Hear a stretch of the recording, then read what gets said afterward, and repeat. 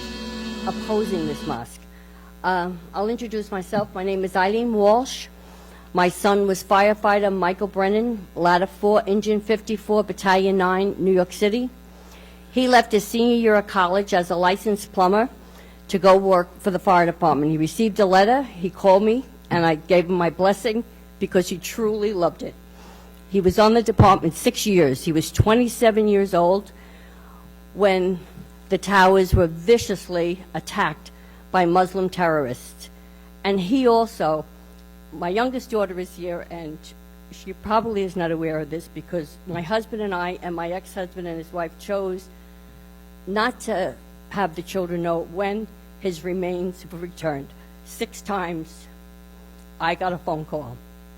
And it was 2 years ago that I was able to put a tombstone up. I just had a feeling there was more after the first time he was identified.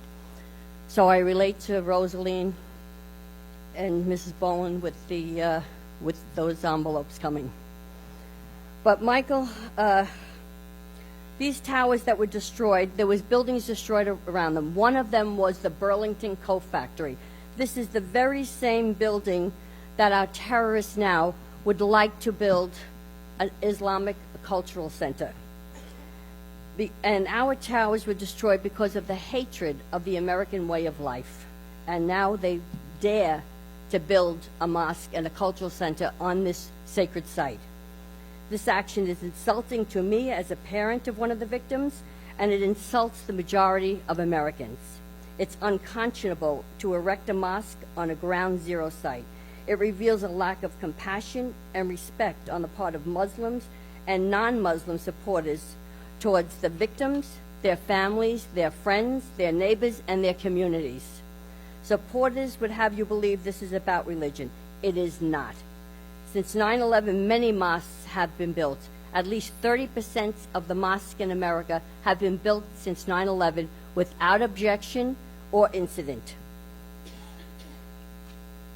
This is about location, location, location. As culture and politics and spirituality are integrated in the Islamic teachings, many Muslims would view this Islamic cultural center and mosque as a victory tower, since it would stand on sacred ground of ground zero and destroyed by their Muslim brothers. At this time, I would like to ask moderate Muslims for their support, to support our pleas of opposing this particular location. And at the same time, I would like to ask those that are here to reach out to your local politicians, whether you're from New York or around the country, to ask them to stand beside us. I compliment Dan O'Halloran, who was here. I'm from Queens, and I spoke with my local councilman. Behind the scenes, he opposes this. Not one would stand up beside us. So Dan O'Halloran, I congratulate him for being here with us, and it's a wonderful thing.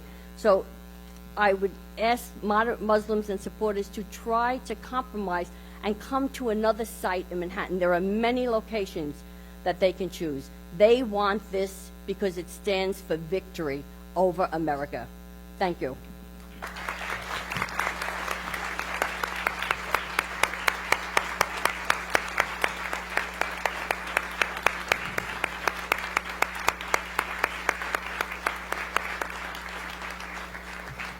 I'd like you to hear from Rosa Leonetti. She's a warrior. She spoke at my rallies. She's smart girl politics.